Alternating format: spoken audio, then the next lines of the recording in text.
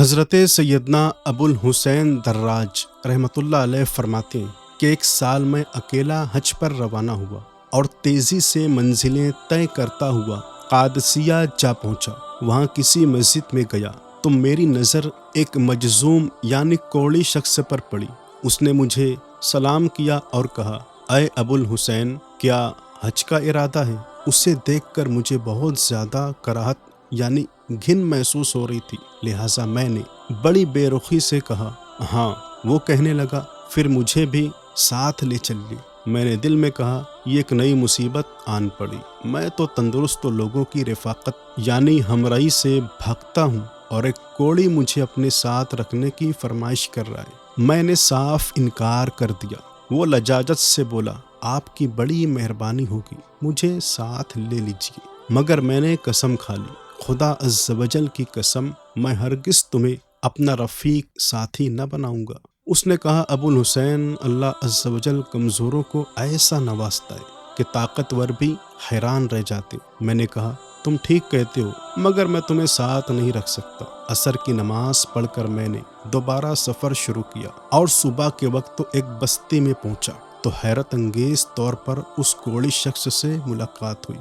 اس نے مجھے دیکھتے ہی سلام کیا اور بولا، اللہ عز و جل کمزوروں کو ایسا نوازتا ہے کہ طاقتور بھی حیران رہ جاتے ہیں۔ اس کی یہ بات سن کر مجھے اس کے بارے میں عجیب و غریب خیالات آنے لگے۔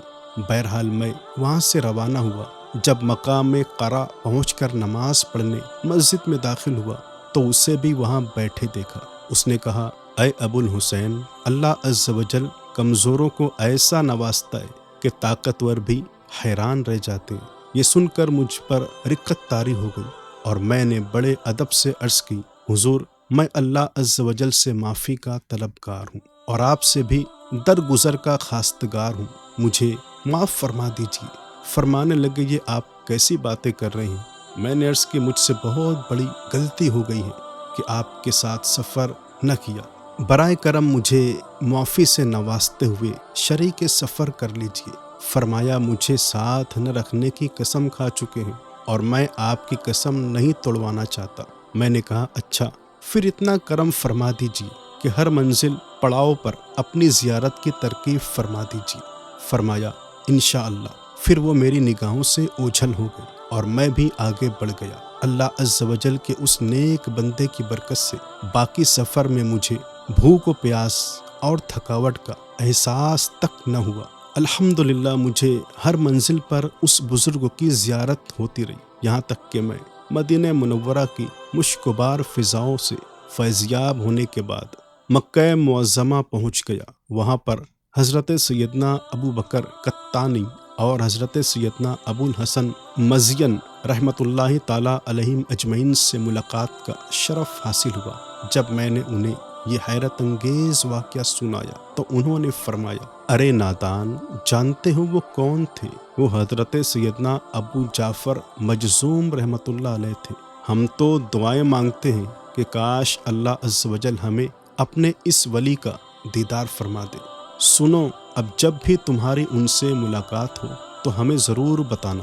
10ویں ذی الحجہ کو جب میں نے جمرات العقبہ یعنی بڑے شیطان کو رمی یعنی کنکریاں ماری تو کسی شخص نے مجھے اپنی طرف کھینچا اور کہا، اے ابو الحسین، السلام علیکم۔ جیسے ہی میں نے پیچھے مڑ کر دیکھا تو میرے سامنے وہی بزرگ یعنی حضرت سیدنا ابو جعفر مجذوم موجود تھے۔ انہیں دیکھتے ہی مجھ پر رقت طاری ہو گئی اور میں روتے روتے بے سدھ ہو کر گر پڑا۔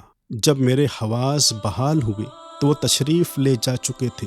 پھر آخری دن طواف رخصت کر کے مقام ابراہیم پر 2 رکعت نماز پڑھنے کے بعد میں نے جیسے ہی دعا کر کے ہاتھ اٹھائے، اچانک کسی نے مجھے اپنی طرف کھینچا۔ دیکھا تو حضرت سیدنا ابو جعفر مجذوم تھے۔ فرمانے لگے، ابو الحسین، گھبرانے یا شور مچانے کی ضرورت نہیں، بے فکر رہیے۔ میں خاموش رہا اور میں نے بارگاہ خداوندی میں 3 دعائیں کی۔ انہوں نے میری ہر دعا پر آمین کہا۔ اس کے بعد وہ میری نظروں سے اوجھل ہو گئے اور دوبارہ نظر نہیں آئے۔ میری 3 دعائیں یہ تھیں، اے میرے پاک پروردگار، میرے نزدیک فقر ایسا محبوب بنا دے کہ دنیا میں اس سے زیادہ کوئی شے مجھے پیاری نہ ہو۔ دوسری دعا یہ تھی، مجھے ایسا نہ بنانا کہ میری کوئی رات اس حالت میں گزرے کہ میں صبح کے لیے کوئی چیز ذخیرہ کر کے رکھی ہو۔ پھر ایسا ہی ہوا کہ کئی سال گزر گئے لیکن میں نے کوئی چیز اپنے پاس ذخیرہ کر کے نہ رکھی۔ اور تیسری دعا یہ تھی، اے پاک پروردگار، جب تو اپنے اولیاء کرام کو اپنے دیدار کی دولت عظمیٰ سے مشرف فرمائے تو مجھے بھی ان میں شامل فرما لینا۔ مجھے اپنے رب مجید سے پوری امید ہے کہ میری ان دعاؤں کو ضرور پورا فرمائے گا، کیونکہ ان پر ایک ولی کامل نے آمین کی مہر لگائی تھی۔ دوستو، اسی طرح کے واقعات سننے کے لیے ہمارے چینل کو ضرور سبسکرائب کریں، ویڈیو کو بھی لائک